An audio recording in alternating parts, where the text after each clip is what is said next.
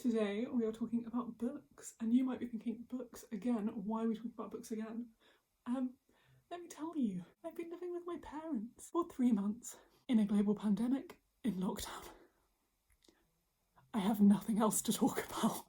Hello everyone, welcome back. Today we are doing a cheeky little book haul, but from lots of wonderful independent bookshops to get you hyped. This is the stack of books I'm going to be talking about. I actually bought a couple more because the excuse to buy all these was it's my mum's birthday, so I bought her a couple of books, but I don't have them here.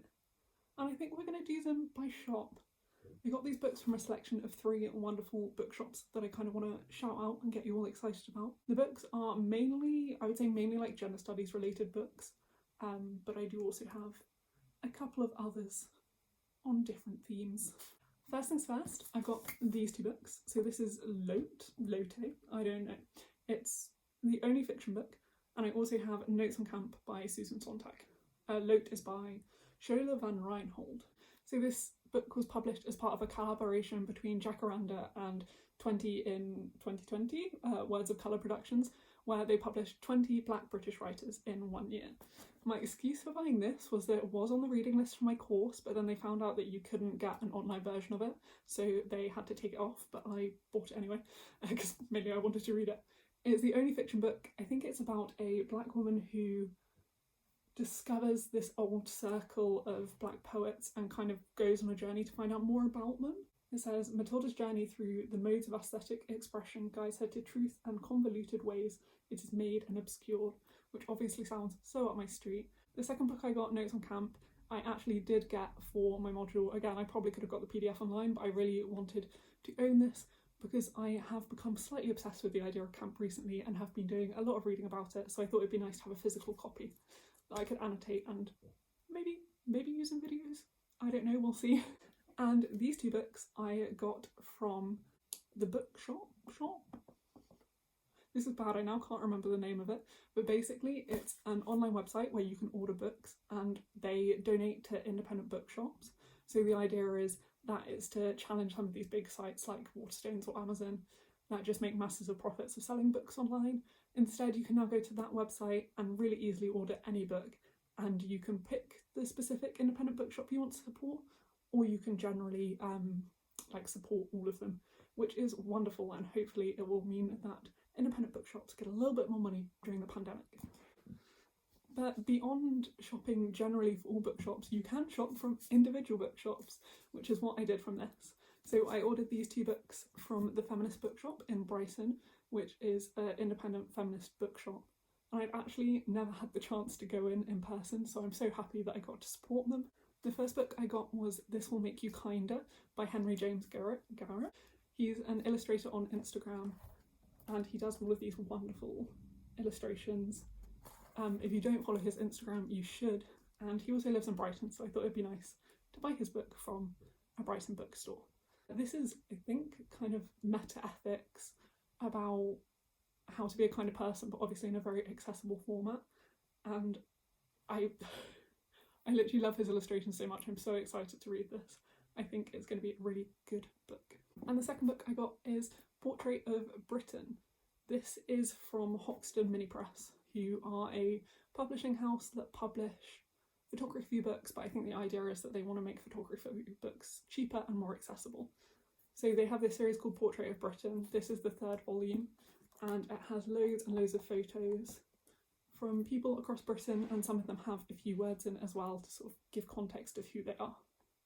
I love photography, I think it's gorgeous, so this was a real treat to myself to have a browse through and hopefully start kind of building a photography collection. And finally, if you don't shop from bookshops themselves online, you can take it a step further and shop directly from the publisher. I think a lot of people don't even realise this is a thing you can do, and I don't think I realised until quite recently, but it's so cool. So you sort of have massive different options when you're buying books. You can go really big, you can go for the big company, like the Bookshop, which supports independent bookshops. You can then zone in and you can order online from a specific independent bookshop, or you can even go a step further and order from a publisher. So these books are all from Pluto Press, which is a radical independent press. They publish wonderful books like I hadn't heard of them, but I read Feminism Interrupted for my uni course, which was the first book of theirs I encountered. And I've gone back and ordered quite a few more because they publish a lot of books related to gender. So the first book I got is Mask Off by J.J. Bola, and then Natalie finds Behind Closed Doors. So Mask Off is all about masculinity, and Behind Closed Doors is all about sex education. And these are sort of published similarly to Feminism Interrupted, and I think they're sort of guides to the topics and how they look today. And oh, these books are stunning cover design. I really gone to town on the sort of gender studies books selection. I'm getting really excited about my course, which is obviously a great thing. The next book, which I'm currently reading at the moment, is Man-Made Woman by Ciara Cremin. This book is about Ciara Cremin, who describes themselves as a crisscross dresser.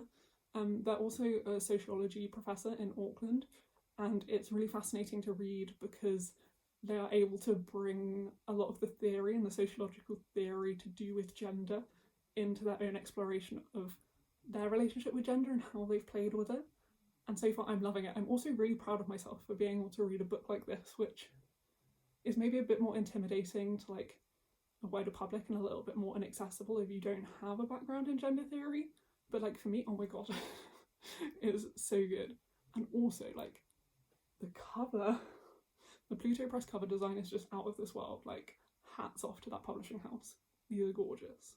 And the final book I got is Gender Politics, Citizenship, Activism and Sexual Diversity by Surya Monro.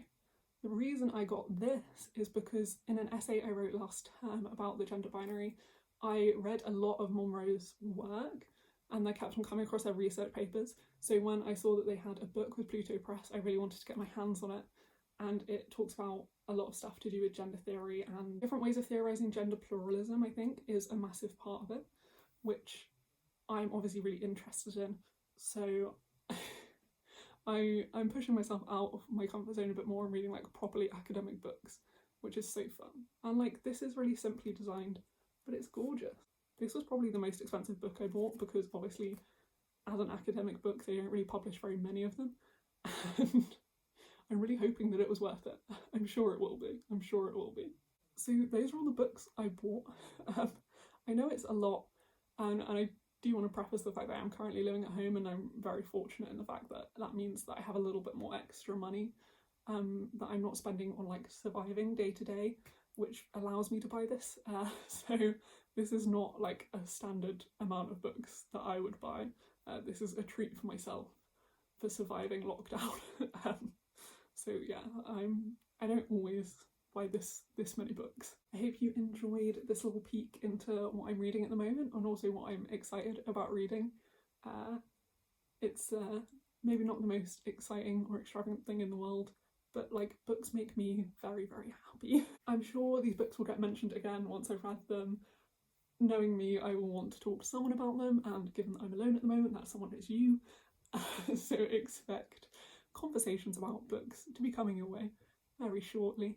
I hope you have a wonderful week and you enjoy Pancake Day, or you did enjoy Pancake Day today. YouTube magic. Today is yesterday. And I will talk to you very soon.